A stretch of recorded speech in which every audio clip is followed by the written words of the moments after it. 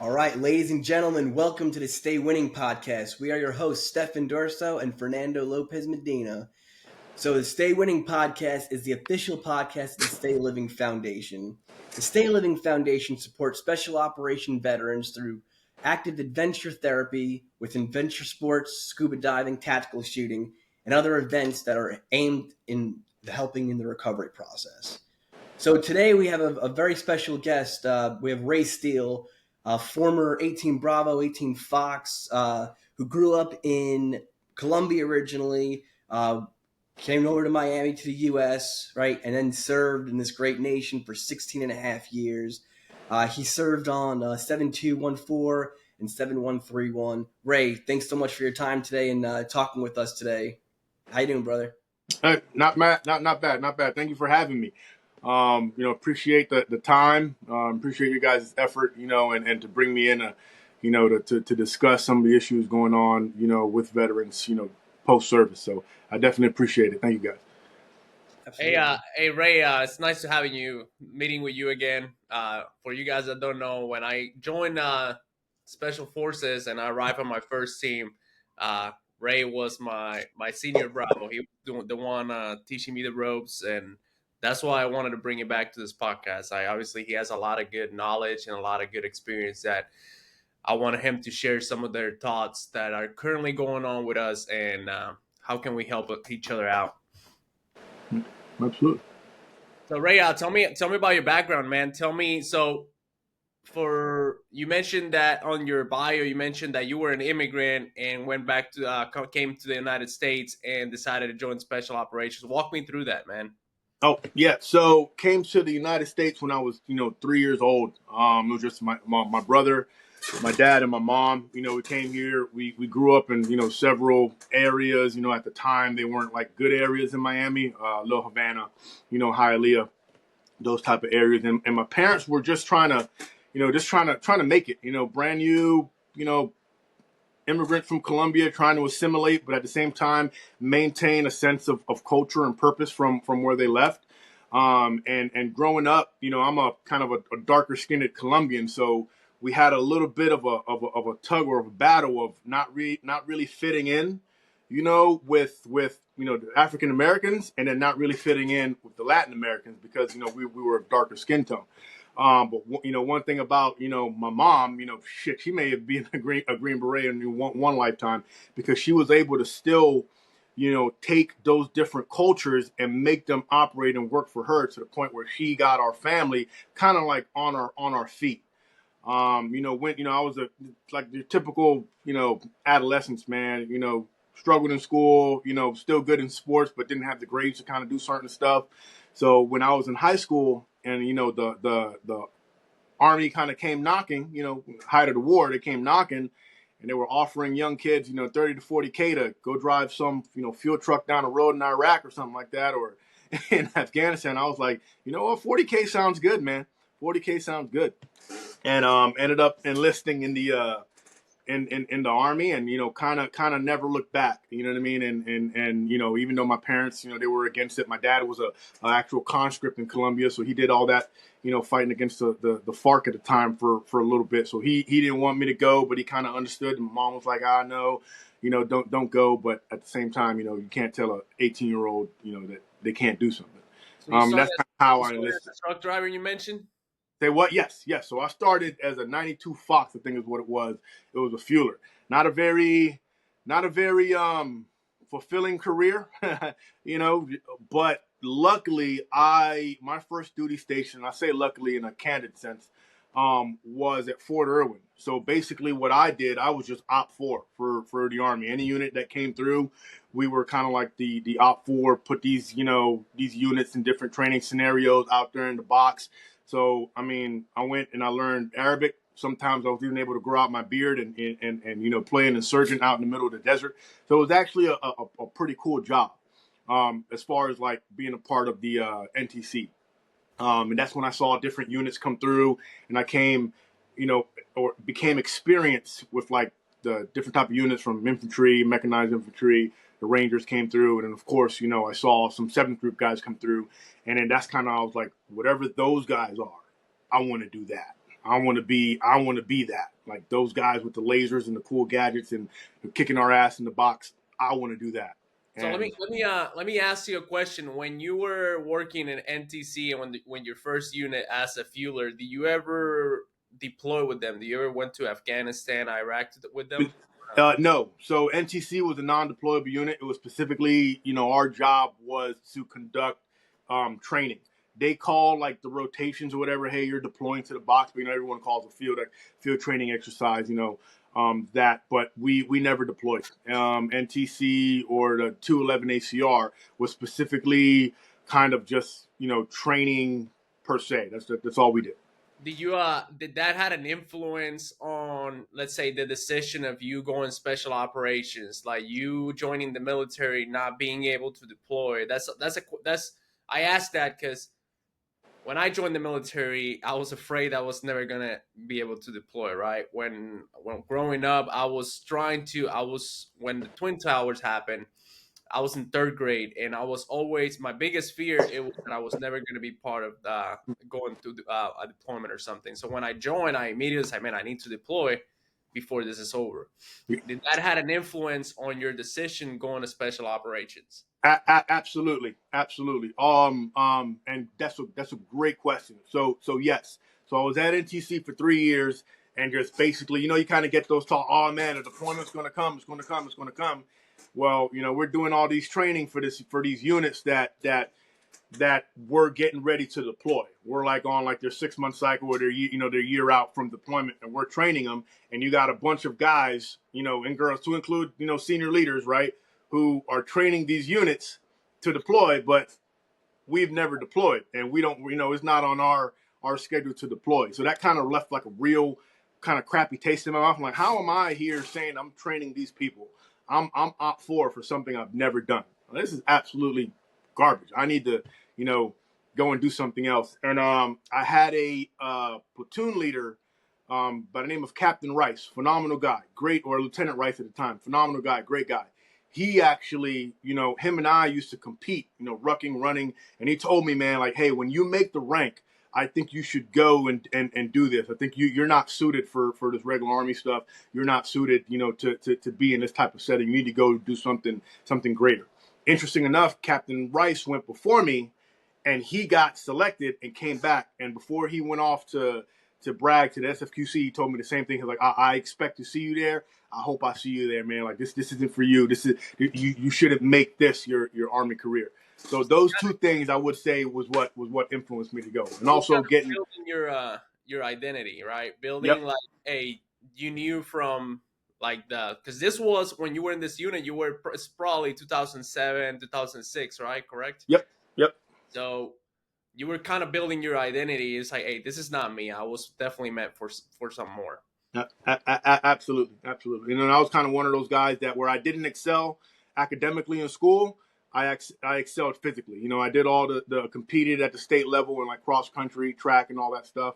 Yeah. And so like physically, the physical aspect of how tough those things wasn't necessarily a problem. It was, the lack of job fulfillment, I can say, is what kind of pushed me over that edge that I need to find something better to do with these, I guess, these talents. So yeah, my identity, who I am was being shaped during that, during those 3 years I was at NTC.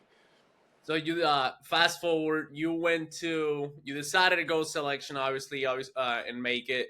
Talk me through that process. Like you went to selection. What was your thoughts? What would you tell someone that's trying to get out of the regular Army going to selection? So I would say that preparation is key. Before I went to selection, I want to say I trained for like 8 to 9 months, and I still felt that I was unprepared. I still felt that. And I went during a time where there were some events that you just couldn't prepare for. But I would definitely tell somebody, man, that who's in the regular Army, or even if they're trying to come in on an 18 X-ray program, preparation is key. Like find someone who's done it, either if they were successful or not, because there is some type of knowledge or some type of AAR that you could do in failure also. And kind of get with them and like ask them like, hey, what can I do to prepare? Whether it's rucking, whether it's running, whether it's land nav, whatever it is. And what I mean by that is, I grew up in the city, right? So I wasn't well rounded in like land navigation. So obviously, part of my training was to make sure that I understood how to read a freaking map, how to properly, how to terrain associate, and I knew that that was something I wasn't good at. Yeah, I could run like a mofo, but I knew that being in the dark, right, with a freaking map, I knew that that was going to be something I would struggle with. So I would spend my time doing all these land navigation exercises, even just going and finding woods, or anytime somebody was doing some type of land nav training, even at NTC, I would go and I'll be a part of that because I knew that that was something that I sucked at. So preparation is key. Take that time. The Q course isn't going anywhere. You know what I mean? Take that time to make sure that you prepare yourself in every aspect, and not just the physical. There's some psychological stuff that plays into that too. Absolutely. Hey, so one of the questions that always gets asked a lot is a guy that is joining the military and asks a question: should I go to the regular army first? Should I go to Ranger Battalion first, or should I go straight to SF? Like a brand new guy, what would you tell him? Would you tell him to go do your regular army time and then go to selection, or would you tell him go straight to selection? Uh, you know, can't speak on a Ranger bat, right? I know that Ranger babies grow up, a little different than SF babies, right, or regular Army babies. I would say this though, there is some benefit in being in the regular Army first. You know what I mean? Like having that trial by fire, but also too, I mean, if it's something that you really want to do and you're prepared for it, hey man, go ahead and give it a shot. The worst that could happen is you're a non-select, and then you can go back and give it a try later. You know what I mean? I think that's great. That's the worst. So I mean, I guess you kind of do a self-assessment, and just kind of, if it's something that you really really want to do, right? Then of course go to train up, go to selection. But if you're like, I want to give myself some time, I guess it all depends on the person. Like me personally, I didn't know about special forces coming in. I had no idea that thing even existed. You know what I'm saying? I had no clue at all that these units from Ranger to SF existed until after I got in. I think to be honest, like my opinion, if you already have that question, it's like, should I go to the regular army or go to special operations first? I think you should go to the regular army or a range battalion and do your time, right? Because it's not only going to help you out with the experience, with the physical part, it also is going to help you out with the mindset and your identifying who you are as a soldier, right? This is not for everybody. So the minute you land in those units, you're gonna know exactly what do you want to do with your military career. So it's gonna rebuild your mindset.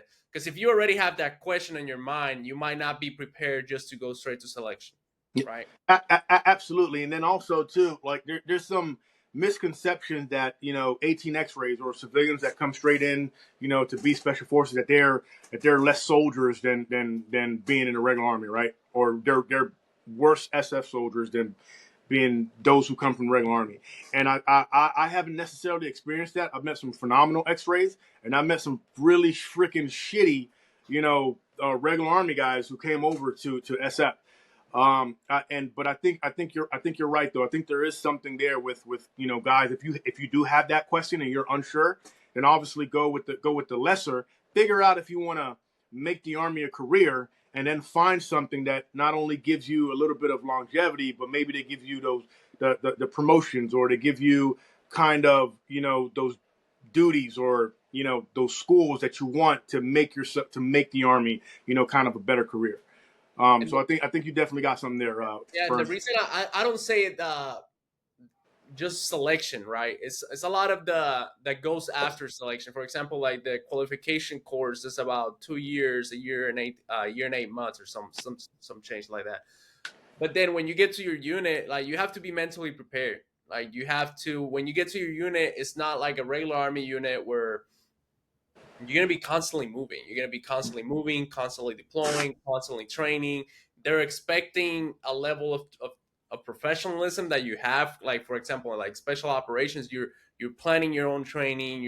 If you're the Bravo, you're scheduling ranges, scheduling all the ammunition, training plans, and continue to do all those stuff. And when you deploy, you're expected to pretty much run the whole deployment. Like it's between you and your team, sorry, you're running the whole deployment. So that's the reason that I say is it'll be good for you to have some experience, but it's not necessary. It depends who you are, who the person is. If you Yeah. know that you probably need some help, hey, go do your 2 or 3 years in Ranger Regiment, go do your couple years in the regular army, and then go to selection. It's gonna help you out, but Yeah. at the same time, man, don't limit yourself. Absolutely. And when I was an instructor, we had several 18 X-rays come through, civilians to SF who happened to be successful at selection, but then there was a lot of them who either never fired a gun, never ran a range, and now you're in the 18 Bravo course and you're trying to figure out, you got instructor teaching you, how to operate on a range, and you got safety violations, and then as well as Fern. But when you have a safety violation on a range in the Bravo course, hey, that's a no go. Hey, you're done, son. So yeah, definitely, I did see that those regular Army guys were lesser of a worry, and performed a lot better on the range, conducting range activities than some, civilians counterparts or civilian students that came into the 18 X-ray program. So you're absolutely right. I think Absolutely. A lot of that. Go ahead, Stefan. Yeah, a lot of that just outside observation. It's bad habits, right? If they're a regular army and they're trying to do special training, right? They're gonna have bad habits. So and it's a little bit of complacency too. And if you have a background of doing things not to standard, doing things, maybe a unit has its own SOP or its own TTP, right? They're going to have those bad habits, and those bad habits are going to show on that worst day. Yeah, it's being that guy, man. Like, there's always that guy in the Bravo course. There's always that guy in the qualification course. There's always that guy in the team. So we don't want you to be that guy. Yeah. Ran into a lot of those guys. Well, let's talk about the Bravo course. You were an instructor in the Bravo course. Yes. Here's my two thoughts about the Bravo course. The Bravo course for me I was more one of those strong rangers, breaking through everything, and it was it was a good challenge because it was a lot of technical. You had to learn, like, you're constantly learning something, like every day, or I believe every week you had a test, and you were so stressed out. I wasn't even that stressed out during Jump Master School and other courses. And a lot of the Bravos that I go with, like, we were always on this stress. It's like, hey, bro, we're gonna fail this week. We have to fuck this up. Oh man. It was obviously you're still doing PT, you're still like having a family, but at the Bravo course, it's a gentleman's course, so you go back home every day. Yeah. So you go back home, you're trying to study this book to pass a test you have on Friday, and man, it was a challenge. Like, I never saw so many guys stressed out about failing a Bravo course. It was fun. It was a good course. They obviously I don't know if they still do it the same, but I don't want to get into too much of the details of what's happened over there. But pretty much you're gonna be tested out every week. You're gonna be doing some heavy PT, and then at the end of the day, you're expected to learn everything in a short period of time. So, what do you have to say about that, bro? When you were an instructor, what were some things that you think somebody could benefit from it? Well, I'll start off by saying when I was a Bravo student, right? The course was different in my experience, right? Because we had something called gates, right? And these gates seemed to come up every week or every other week, or when the cadre had a kind of a hair in their ass, and they wanted you to do a 12-mile ruck or a 5-mile run, whatever it is. And they used to tell us you're constantly being assessed. And we had IODA cadre that was separate from each individual MOS cadre, right? Your IODA cadre was in charge of making sure you got to class and also making sure that you did PT, where the IODA cadre would do these things called the hard gates. And it almost seemed completely random. At any point on a random Friday, you're like, oh man, I get to chill, relax. You're like, 12-mile ruck, motherfuckers. And you would do this 12-mile ruck. And it was like a go or no-go event. So you failed that 12-mile ruck, and you were done. You were recycled. So even though you were passing the Bravo course, hey man, you didn't pass this ruck. You're done. So that was my experience. So not only did we have the stress of the physical requirements, but also of the technical requirements.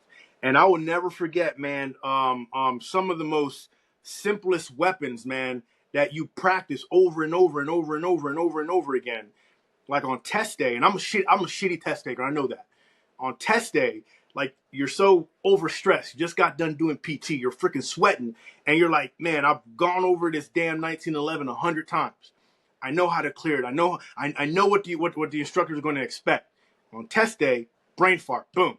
You do something out of sequence or wrong, and you're a no go at this. Man, how demoralizing was that? For me, it's like, damn. So now you got to retest on the weapon.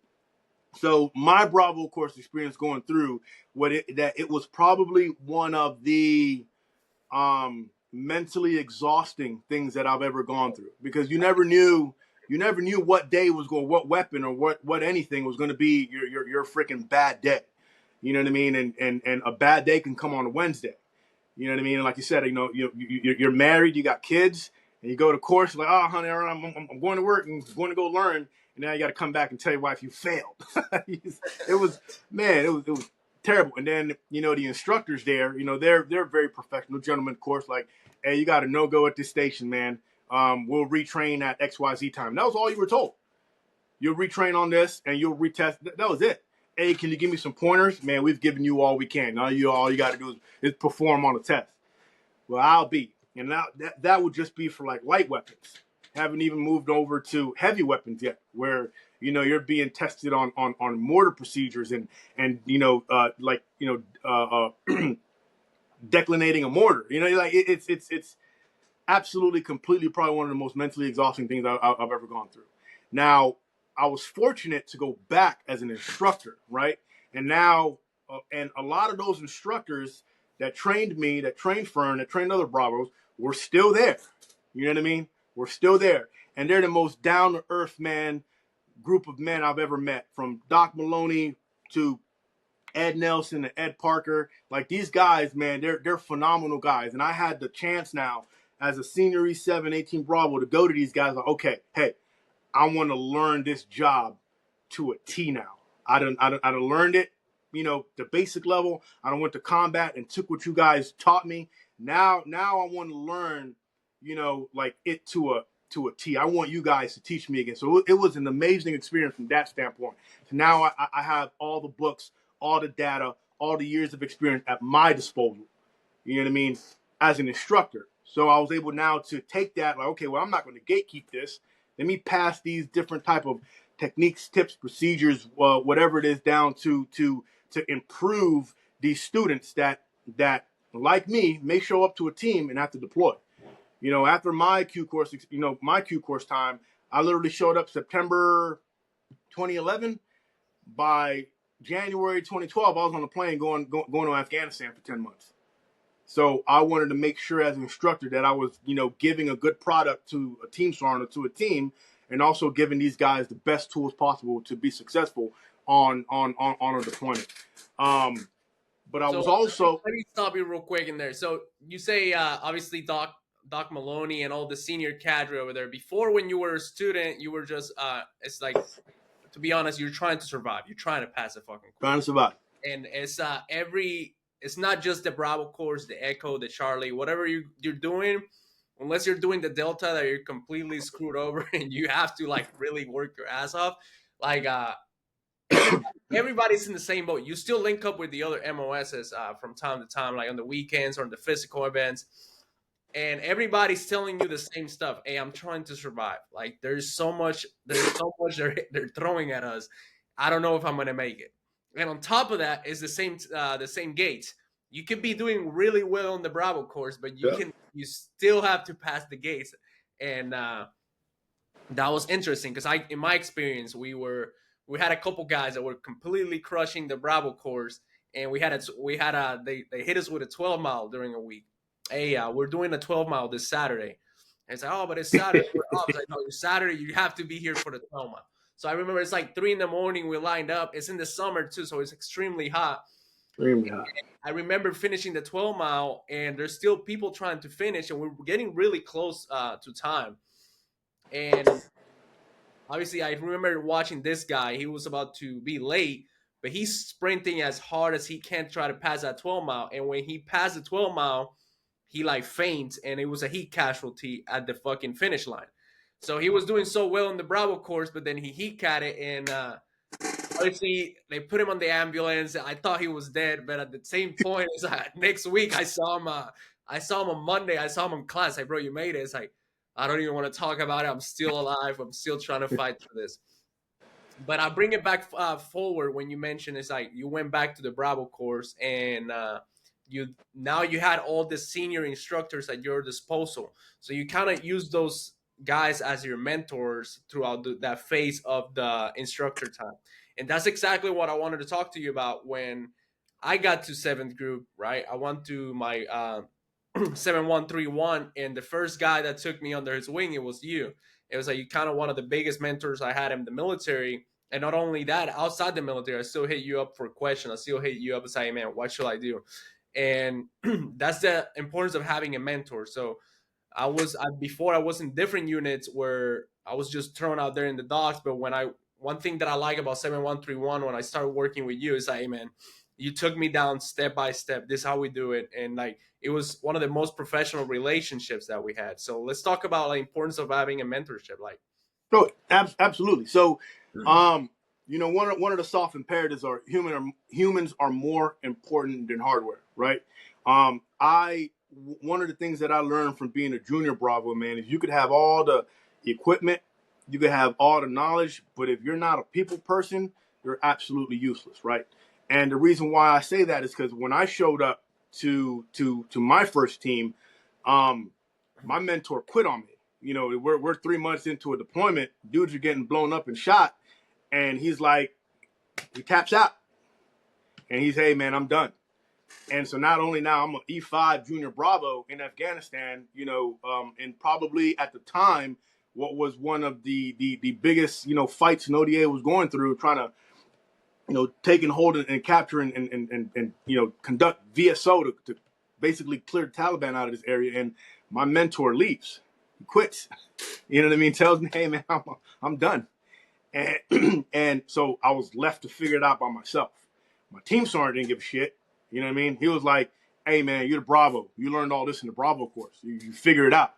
Well, no, I didn't. Man, I broke more miniguns on that damn deployment, trying to figure out how to operate these damn miniguns and make sure that we had, base defense, to the point where like, I probably got spare parts somewhere in my, I'm lying about it, in a duffel bag or something. But that was kind of like what I went through, man. It was just like, damn, I've got no help. I'm expected to know this. I need to know this, otherwise I'm fired. You know what I mean? So when I didn't want, the junior guy, any junior guy that came through to go through that. So I would even hold their seniors to the fire too. Like, hey man, you got to mentor that guy. You can't just expect that they know it. You know what I'm saying? Or they know what we need. We have to mentor them, especially coming from the Bravo course as an instructor. I know what the hell we taught you guys. I know what they were saying that it's expected for you guys to know. And a part that some students didn't know was that when my time at the Bravo course, there was a lot of changes happening. General Sontag was there, and he was trying to freaking, change the Q course, make it less. They were removing certain things from the Q course. So there was a lot of students that were showing up, 18 Echo, Delta, Bravos, Charlies, that were showing up that was expected, that the team sergeant team expected that they would be able to hit the ground and boom, hey, all right, we're going to conduct this operation. You're the only Charlie we got. You're the only Bravo we got planned. And they didn't know it because the product was reduced, or the product, meaning the students that we're sending to the teams, the knowledge was taken away to try to condense the course and make it shorter. So knowing that, I didn't want you to have to go through that. I didn't want anybody to have to go through that. So it was just like, hey man, we got to mentor these kids. We got to mentor these students. We can't anticipate what they know, especially coming from, a SWIC and what I went through. So it's very, very, very, very, very, man, important for men, soldiers, troops, students to have an impartial mentor, man, who's there to help them through these difficult times, and even try to like figure out, identity in, their identity in that too. Because you were coming from the Ranger Bat, Ranger Bat Q course. So I already knew that this was a different environment than you were used to. As you saw, we have a lot of leadway, as the Bravo. You know what I'm saying? Like, hey man, you're just expected to do this. Team Sergeant don't really give a shit as long as you got the ammo laid on and all that stuff. He don't really. Hey man, that's your subject matter That's expertise. exactly what happened. Like when I got to the team, it's like I can train someone to go shoot. I can train someone inside the shoot house. But how the fuck I draw the ammo? Yeah. Like I didn't teach me that in the fucking course. Yep. So obviously we are as men, we don't want to go straight to the boss and ask him, like, bro, what form do I need to go draw the ammo? Yep. So I remember going into the company to the other teams, to the like Bravos that have been there for a couple months, because everybody there was pretty junior as well. There was only a couple guys that have been there for a couple of years. And every time I had a question about a weapon system, about a form, about drawing ammo, about signing out a range, everybody told me the same thing. Just go ask Ray, because I don't know. Everybody was like, just go ask Ray. And I was like, oh, shit. So, yeah, it was definitely a great experience having you in the team for, I think we worked together for like about a year and some Yeah. change. Then you went Yep. to the Fox course and you went on with your career. But let's fast forward a little bit. Let's go to the transition, bro. When you Woo. transition, I think you transitioned a couple months out of the army before me, and I was you were constantly mentoring me throughout my transition as well. Even after you got out, it's been like a back and forward conversation. Hey, this is what I'm doing. This is where I'm at. This is what I'm experiencing. Like, what is the biggest challenge that you experienced during transition? Oof. So the biggest challenge during transition, man, for me was realizing that I know absolutely nothing.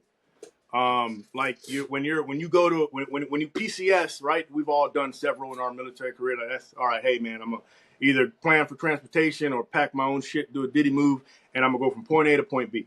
Well, when you transition, it's absolutely different. A lot of I had to figure out, one, what I was entitled to, right, and two, what the hell I was going to do with my life and my identity after I transitioned out. Because prior to that, my job was a trainer, security subject matter expert, intelligence subject matter expert, a mentor. I was a Green Beret. So going from leaving, 75% of my damn income into this uncharted territory where I've never held a civilian job, it was like, okay, what can I do so that I don't screw my family? I wouldn't worry about myself, but so that I don't screw my family. And it was a lot of things that I didn't know, and I had to do a lot of research in order to prepare, myself and my family, going into that. But at the same time, I struggled with, PTSD, with the whole kind of, identity loss per se. Damn, I'm a civilian now. I sit behind a desk. What do I do? So that was the biggest struggle, man. Was the identity, the knowing or not knowing certain things, the uncharted territory of not knowing where money was going to come from, how I was going to take care of my family. And then also dealing with the struggles of, like, the PTSD and the trauma from combat or from seeing friends get hurt, that when you're at such a high up tempo, you don't necessarily think about. But when the war ended and everything kind of slowed down, all those things are coming on you now. You're just like, damn, we're really fucked up.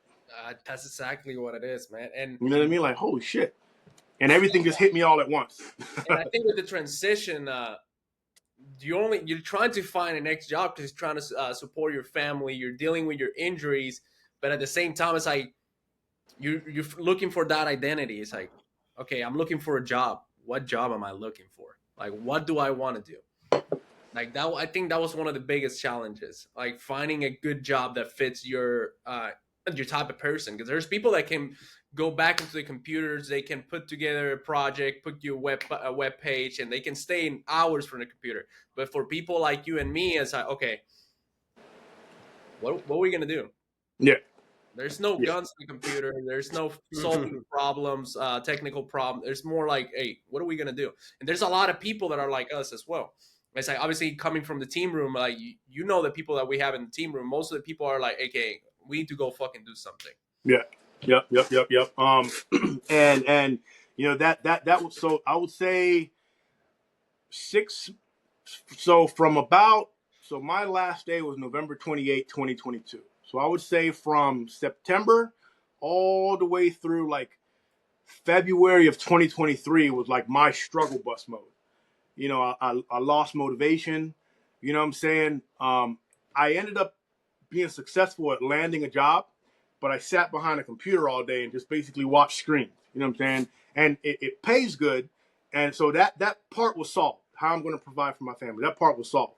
But now, how do I provide for Ray? How do I give Ray, what he needs, after 16 and a half years, 8 total deployments worldwide, 3 to combat, guns, shooting, the ins and outs of what comes with that. Like, I lost, all motivation, all insight. You know what I mean? Like, it got to a point, man, where like I hated getting up out of bed. Like, I struggled just to do like basic stuff, man. Gained a terrible amount of weight. Was at odds, with my wife. I didn't want to do things with my kids. Man, I was on the struggle bus, man, for like 7 to 8 months. 7 to 8 months of just trying to figure out who I was again. That's exactly that. It happens to a lot of people, and it's a sensitive topic where we talk about the suicide on veterans as well.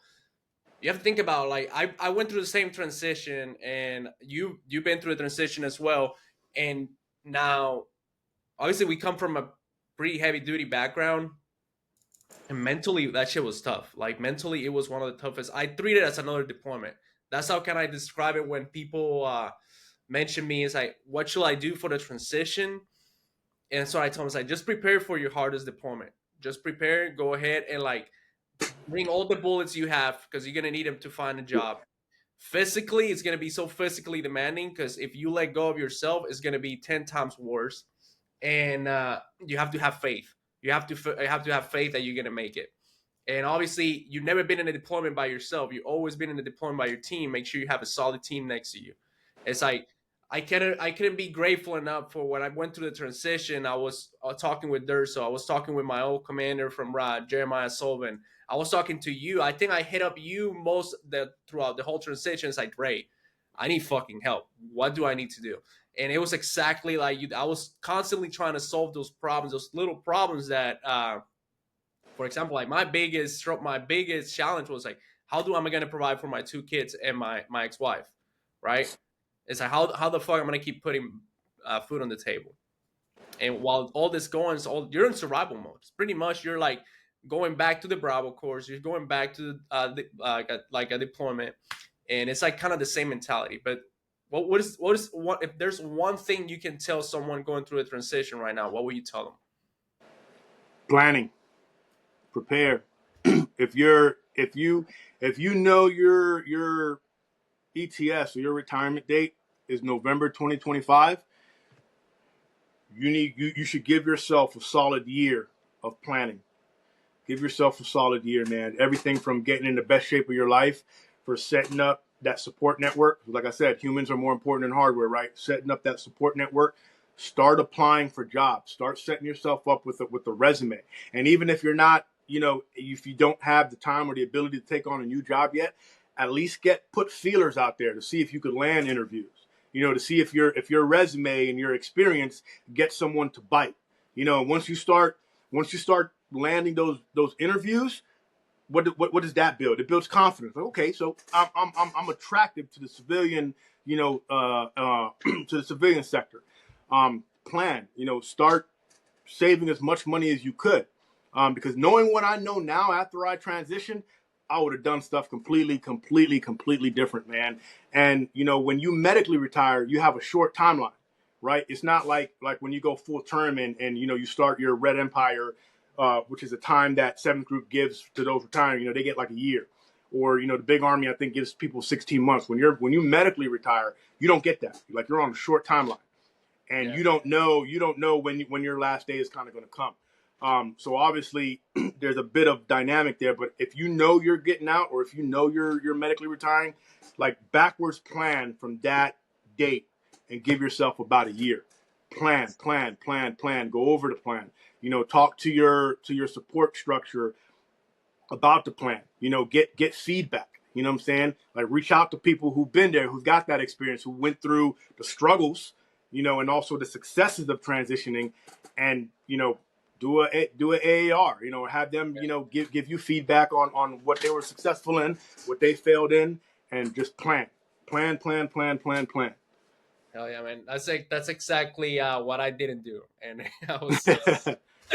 But I was fortunate enough to have mentors next to me. I was fortunate enough to have you by my side. I was like always reaching you out. I can't tell you how many times I asked you questions about the process that I was going through. So I appreciate that, man. I'm always gonna be grateful to you. And again, I'm grateful that you came to this Stay Winning podcast and share some of your thoughts, some of your ideas, some of your knowledge with some of the guys out there. If there's someone that wanted to reach out to you, how can they find you? Oh man, you can look me up on LinkedIn. Just type my name, Raymond Steele. They can reach out to my email. One of the things that I did as far as like identity, right? That I did, I started a nonprofit organization. Our nonprofit isn't specifically geared towards veterans. They're more geared to kind of like community and helping the community. Only because during my transition, I had several struggles, family struggles, man. My mom went through a mental health crisis, so I had to come up with the way, different courses of action, how I was going to help her through that. And one of the things I realized is that those government agencies or entities that are out there that's supposed to help with, they're ineffective, right? So part of what I did is I started a nonprofit to kind of like where they fail, we could at least help. So you could reach out to me at the nonprofit. It's called Steel Hearts Foundation. Look us up, and that's ways to get in contact with me. Dude, I'm glad that you brought that up. That about the foundation and the reason that you created it. Obviously this is another topic that we can like go in. It's like what inspired you to create it, right? We could talk about this for hours, but if there's anything that we can do support you, man, make sure let us know as well. And we were looking forward to have you. And we talked about we have our own foundation, obviously a Stay Living Foundation, and we're hosting our first event August 23rd. We're bringing our first veteran down to Puerto Rico. We're gonna do some dives, and then he's actually from 7th Group as well. You probably know him. You're probably gonna see him in the pictures and stuff. And Gotcha. the next thing we're looking forward to is a fundraiser for our Stay Living Foundation, which is going to be a marksmanship competition. We're looking down to do it in September. We don't have a location yet, or we don't have a specific date, but it's going to be a marksmanship competition, and it's going to be in September. So Well, I'll definitely be there for that September marksmanship. I'll be honest with you, man. I haven't in the 2 years since I've been out. I've probably maybe shot my guns 3 times.